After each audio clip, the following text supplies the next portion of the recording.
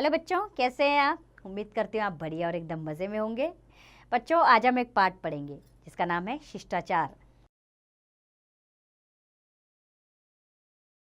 बच्चों, शिष्टाचार और विनम्रता मानव का सर्वश्रेष्ठ अलंकार है। अलंकार अर्थात आभूषण है।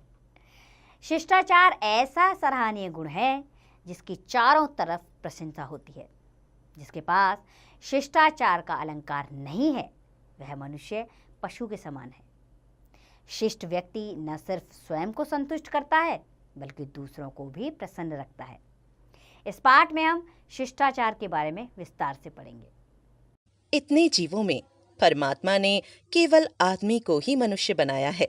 आदमी तब शिष्ट बनता है जब वह छोटों, हम उम्र और बुजुर्गों के साथ यथा योग्य व्यवहार करना सीखता है। तब वह मनुष्य की गिनती में आता है। दूसरे शब्दों में, शिष्ट आदमी ही मनुष्य कहलाने का अधिकारी बनता है। विनम्रतापूर्ण आचरण और व्यवहार शिष्टाचार है।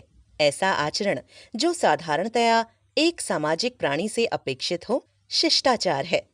यदि हम दूसरों के साथ सभ्यतापूर्ण ढंग से पेश आते हैं, सामाजिक मर्यादाओं का पालन करते हैं और दूसरों का उचित आदर सत्कार करते हैं, तो इसका अर्थ है हमें शिष्टाचार का ज्ञान है। शिष्टाचार मनुष्य में मानवीय गुणों का विकास करता है। यह मानसिक तनाव से मुक्ति और दैनिक जीवन के कार्य संपादन में कठिनाइयों को कम करता है। जीवन में सुख, शांति और सौंदर्य बिखेरता है। शिष्टाचार सर्वत्र आदर, सत्कार और सम्मान का पात्र बनाता है। समाज उसे भद्र और कुलीन मानता है।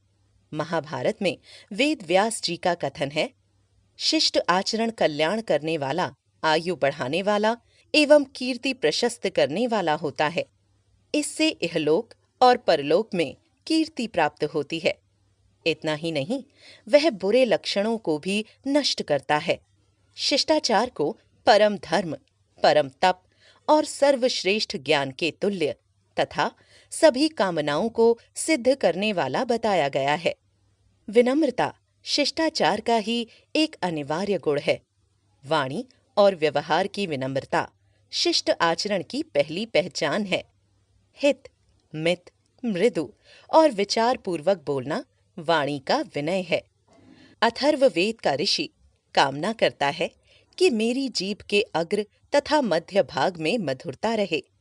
वेद व्यास जी महाभारत के उद्योग पर्व में वाणी की 4 विशेषताएं बताते हुए लिखते हैं, व्यर्थ बोलने की अपेक्षा मौन रहना, सत्य वचन बोलना, प्रिय वचन बोलना और धर्म की बातें बोलना वाणी की उत्तरोत्तर श्रेष्ठता है।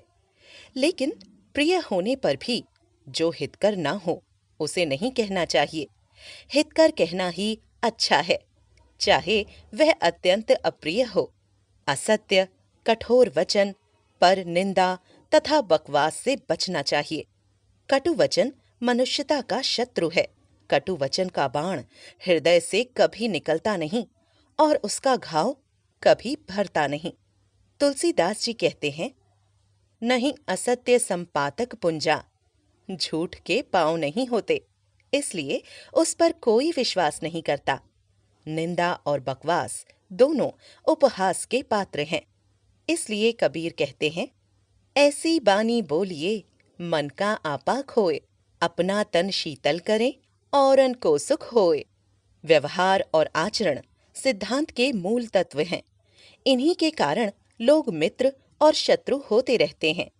उदार रहना, दया दिखाना, समानता का निर्वाह व्यवहार की कसौटी है।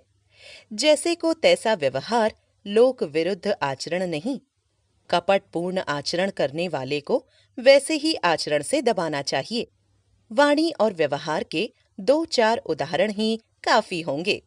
संबोधन में हाँ या नहीं के स्थान पर हाँ जी, नहीं जी शिष्ट आचरण है। जब 2 व्यक्ति परस्पर बात कर रहे हैं तो बीच में टोकना या बोलना नहीं चाहिए।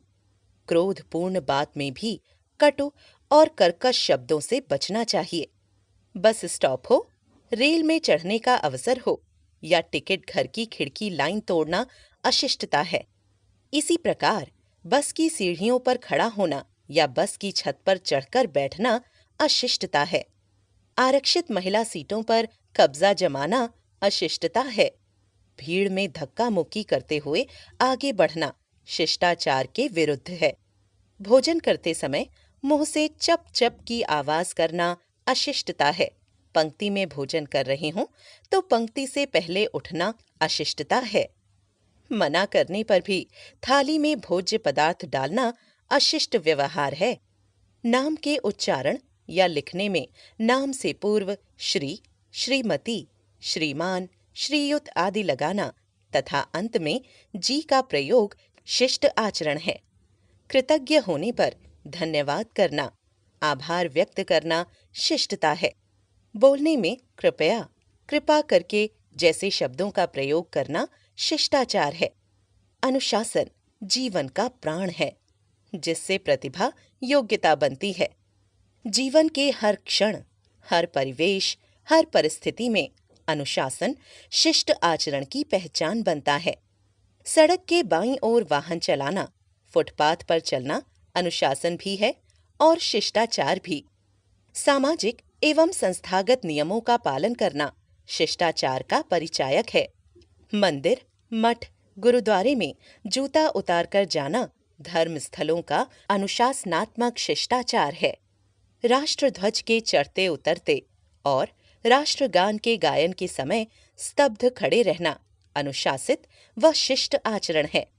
बोधायन धर्म सूत्र में शिष्ट कौन को स्पष्ट करते हुए लिखा गया है, ईर्ष्या दाह से रहित, अहंकार और क्रोध से जो विमुख है वे शिष्ट कहलाते हैं।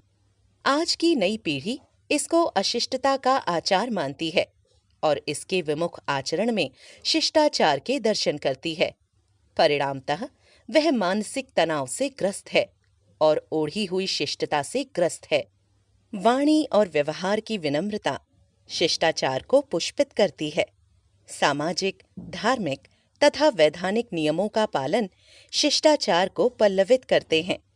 अनुशासन शिष्टाचार को अलंकृत करता है, तो आत्मसंयम शिष्टाचार को सुगंधमय वातावरण प्रदान करता है।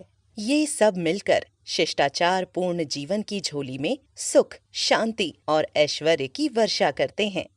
तो उम्मीद करती हूँ बच्चों आपको ये पाठ पसंद आया होगा और आपने इसे ध्यानपूर्वक सुना होगा। आप समझ गए होंगे कि वाणी और व्यवहार ही विनम्रता शिष्टाचार को पुष्पित करती है। अर्थात अगर हम शिष्ट हैं तो हमारे अनेकों मित्र, सगे संबंधी होंगे, लेकिन अगर हमारा व्यवहार अशिष्ट है तो हमसे कोई मेल मिलाप नहीं करना चाहेगा। सब मिलकर शिष्टापूर्ण जीवन की झोली में सुख, शांति और ऐश्वर्य की वर्षा करते हैं। अगर हम शिष्ट हैं तो हमारी झोली सुखों से भरी रहेगी। अब इस पाठ का अभ्यास कार्य आप स्वयं कीजिए।